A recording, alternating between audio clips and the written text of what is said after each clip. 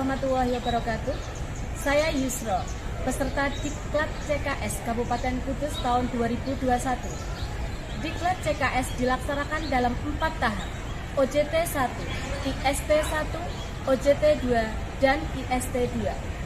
Pada kesempatan ini, saya ucapkan terima kasih yang sebanyak-banyaknya kepada tim pengajar Diklat CKS, tim Distikbora Kabupaten Kudus, Ibu Siti Fatimah, SPD MPD, Kepala SMP 2 Undaan selaku Mentor 1, Bapak Sarpani SPD, Kepala SMP 2 Jati selaku Mentor 2, dan semua pihak yang tidak dapat saya sebutkan satu persatu. Ini saya sampai pada OJT 2, di mana dalam OJT 2 ada 3 kegiatan yang harus saya lakukan. Yang pertama, rencana proyek kepemimpinan yang harus saya laksanakan di sekolah asal SMP 2 Undaan. Yang kedua, kajian manajerial yang saya laksanakan di SMP 2 Undaan sekolah asal saya dan sekolah magang SMP 2 Jati. Dan yang ketiga adalah peningkatan kompetensi yang saya laksanakan di sekolah magang SMP 2 Jati. Pada rencana proyek kepemimpinan, berdasarkan rapot mutu, observasi dan wawancara dengan guru senior, ternyata masalah yang saya temukan di SMP 2 Undaan, kurangnya kemampuan guru dalam memanfaatkan teknologi membuat motivasi belajar siswa rendah.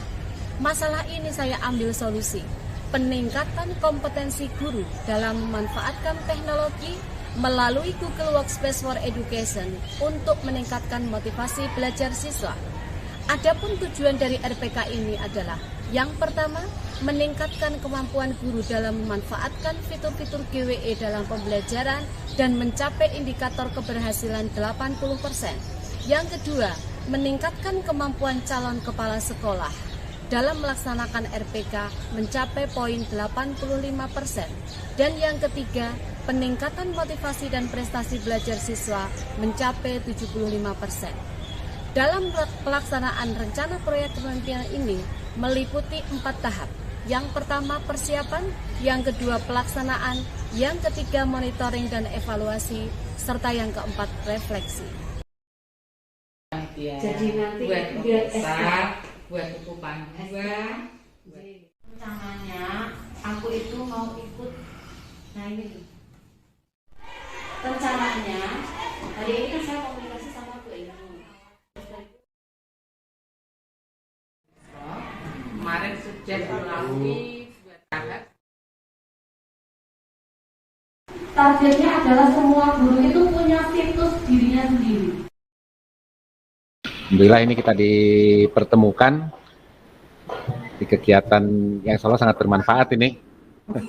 Maaf. Kemudian lebih aman ketika menggunakan link Google Meet yang dikelola oleh Google Classroom, Bapak Ibu. Ya, silakan yang gabung. Iya, nah di sini ya, jadi bisa Bapak Ibu lihat tuh siapa saja yang sudah gabung. Nah, kalau itu ini yang disebut kolaboratif.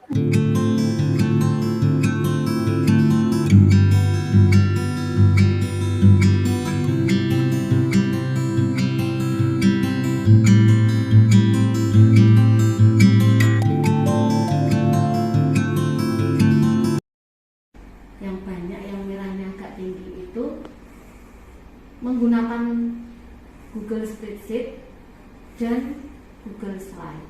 Ini kita evaluasi tentang pelaksanaan supervisi pada minggu kemarin. Gimana?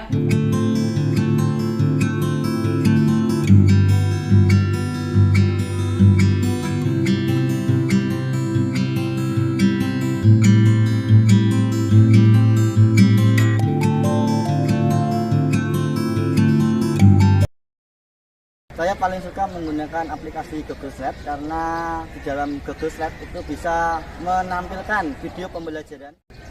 Saya lebih menyukai Google Classroom karena siswa lebih mudah untuk mengupload video-video pembelajaran. Google Form, di mana dalam aplikasi itu kita dapat mengetahui seberapa anak yang remedi, kemudian langsung mendapatkan nilai.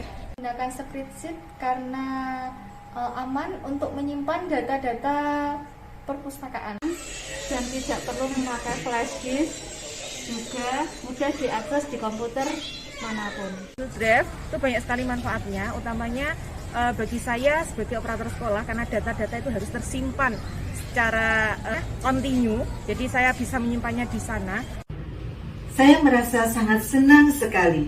Meskipun masa pandemi, anak saya masih tetap dapat belajar untuk mengembangkan potensi yang ada dalam dirinya. Saat ini metode pembelajaran sekolah anak saya menggunakan hybrid learning. Menggunakan Google Slide. Ada gambar-gambar, video, dan saya menjadi paham materi yang diajarkan oleh Bu Andi.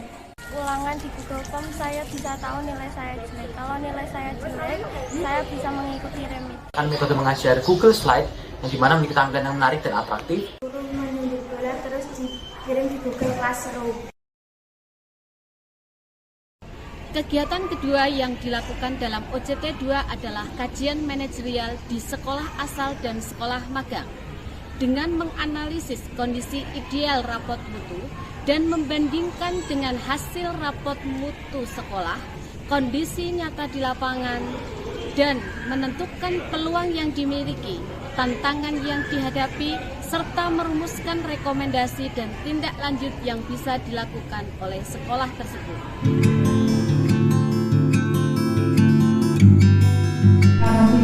Teman-teman semua atas kedatangannya di ruang. Terus yang kedua, lulusan memiliki pengetahuan.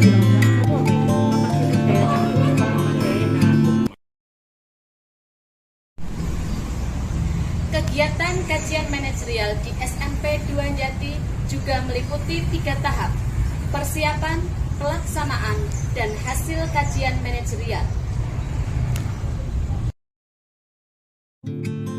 Ini yang mau diterapkan di kelas tahun kemarin. Jadi saya hanya ingin belajar bareng tentang mengkaji manajerial 8 standar di SMP 2 Jati. Ini apa? Ini apa?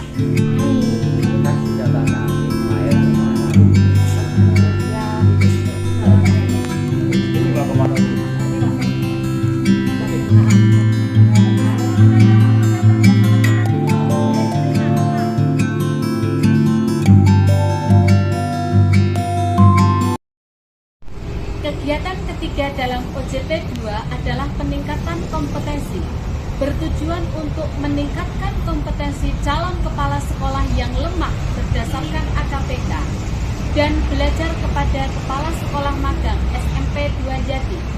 Kegiatan peningkatan kompetensi ini meliputi 3 tahap: persiapan, pelaksanaan, dan hasil peningkatan kompetensi.